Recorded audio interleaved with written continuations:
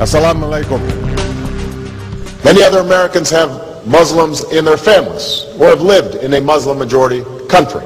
I know because I am one of them. But my father came from a Kenyan family that includes generations of Muslims. As a boy, I spent several years in Indonesia and heard the call of the azan at the break of dawn. I have known Islam on 3 continents before coming to the region where it was first revealed. That experience guides my conviction. You are absolutely right that John McCain has not talked about my Muslim faith. As the Holy Quran tells us, the Holy Quran teaches that, the Holy Quran tells us, and the Holy Quran also says, we will convey our deep appreciation for the Islamic faith, which has done so much over the centuries to shape the world. I would like to speak directly to the people and leaders of the Islamic Republic of Iran. Their great and celebrated culture. Over many centuries, your art, your music, literature, and innovation have made the world a better and more beautiful place.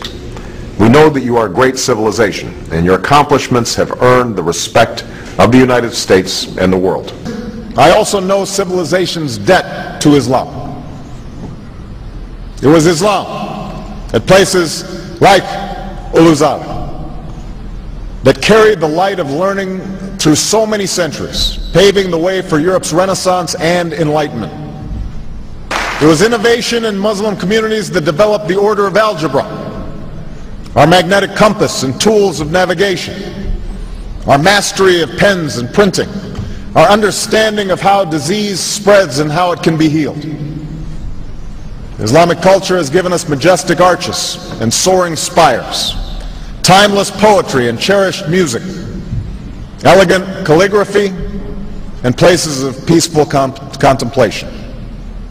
They have fought in our wars, they have served in our government, they have stood for civil rights, they have started businesses, they have taught at our universities, they've excelled in our sports arenas, they've won Nobel Prizes, built our tallest building, and lit the Olympic torch. And when the first Muslim American was recently elected to Congress, he took the oath to defend our Constitution using the same Holy Quran.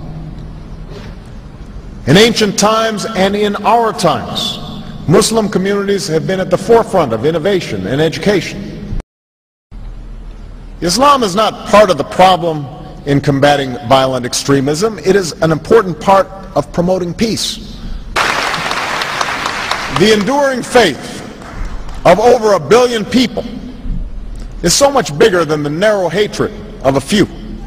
In the United States, rules on charitable giving have made it harder for Muslims to fulfill their religious obligation.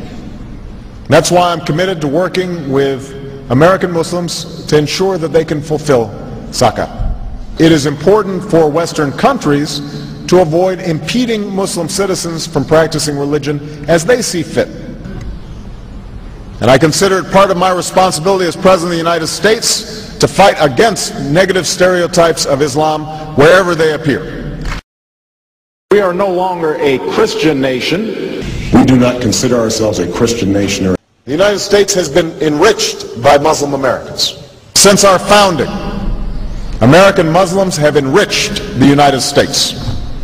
Islam has always been a part of America's story. There is a mosque in every state in our union and over 1,200 mosques within our borders. You know, one of the points I want to make is that if you actually took the number of Muslims Americans, we'd be one of the largest Muslim countries in the world.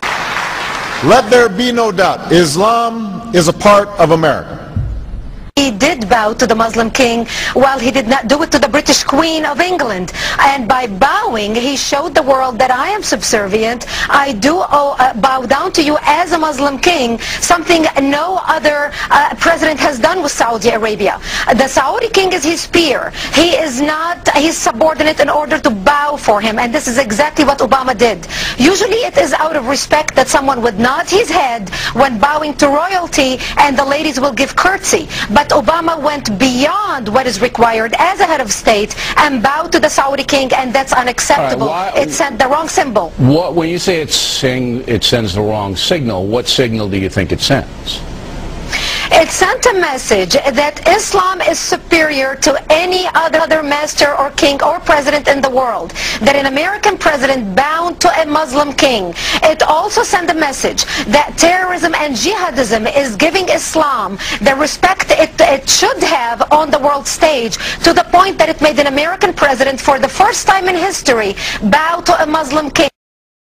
I won't wear that pin on my chest. It's a little weird, Alan, that in the middle of the campaign the guy takes off the American flag that most people wear because they're proud of their country. Let me speak as clearly and as plainly as I can.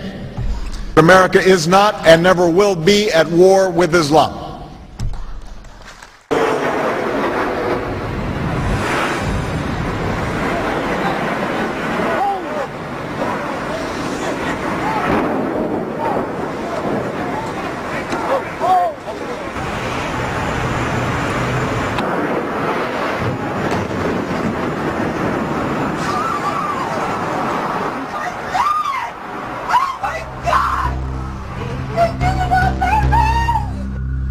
Thank you.